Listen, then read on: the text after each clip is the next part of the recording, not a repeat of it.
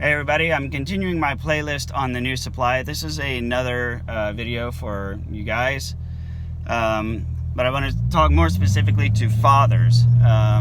When you're dealing with your ex and you have kids involved, etc., her new boyfriends, stepfathers, etc., just some kind of general hints and tips for dealing with that.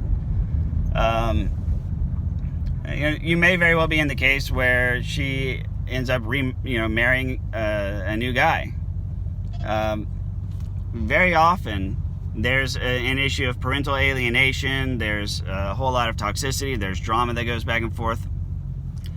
These are the whole aligning a child against the other parent.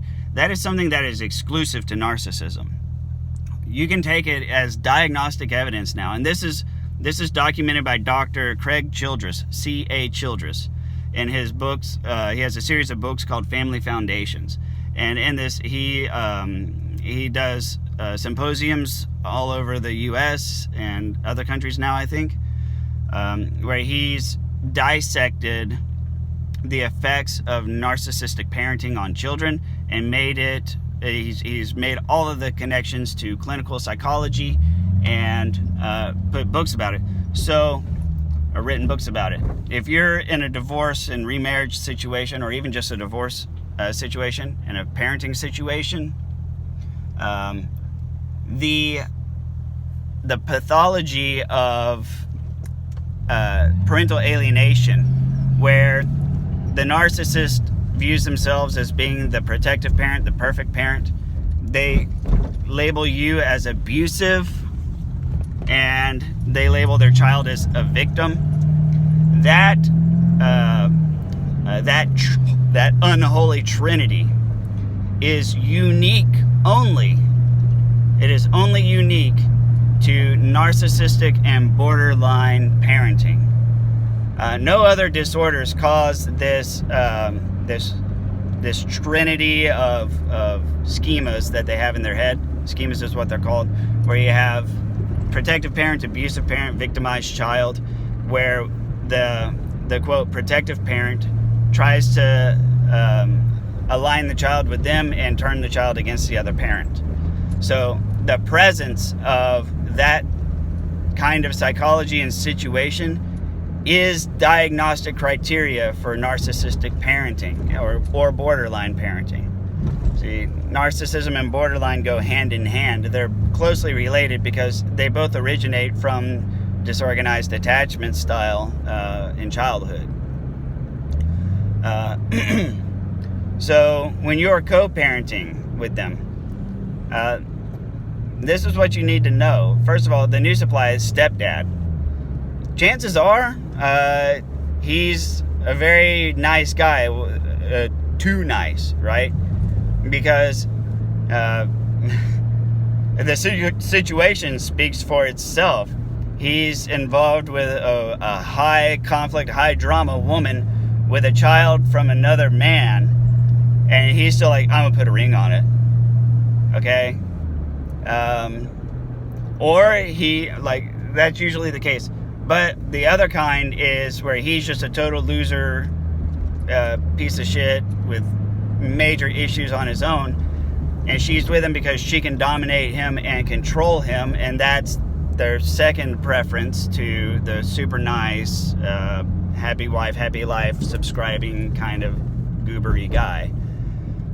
If they can't find a guy like that, then the next one is to find a guy who's low down on the totem pole and is easy to dominate. These are usually people who are ex-cons, have criminal records, and struggle to get jobs and keep jobs because of their criminal history. So that's the other kind.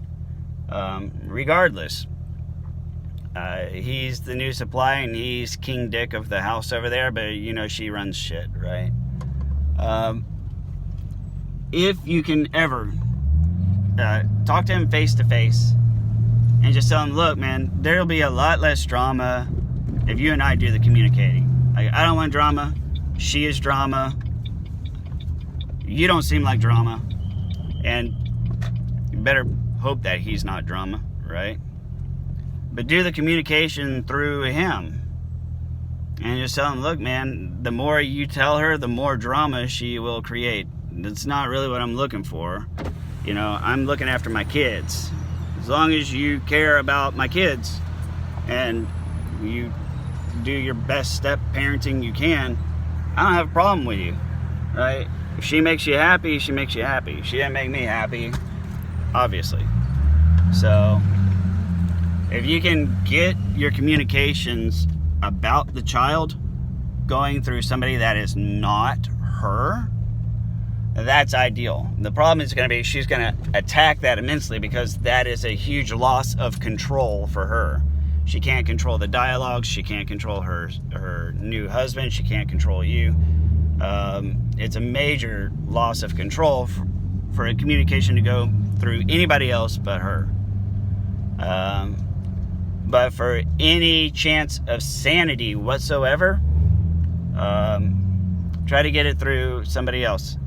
Having an attorney ad litem assigned is usually a good way to go. It's more expensive, I know, but when there's an actual attorney who represents the best interests of your child from the very beginning, that's a good way to go. Just simply put. If you know that you're going to be divorcing a narcissistic woman, you know, make these plans ahead of time. You know, they will tell you. They say, you know, I don't want a high conflict divorce. You know, I just want us to go our separate ways. I don't want there to be any trouble for the kids. You know, I don't want to drag the kids through and put the kids in the middle of it. You know. That's not what I want. It is what they want. They totally want to do it. They're not going to be able to ignore the awesome opportunities afforded them to totally fuck with you through the children. So having an attorney ad litem means that you don't necessarily have to talk to her. You can just speak to the attorney and you can say, look, this is how I feel about what's going on with my kids, and let the attorney deal with it. She'll fucking listen to the attorney, right? She will. That's why you need one for your kids. I don't have one. It's a thought.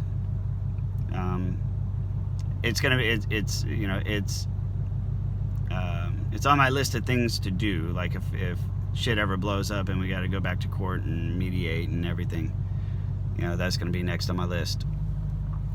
But, you know, if you're going through divorce right now, get it from the outset. Get Family Wizard set up.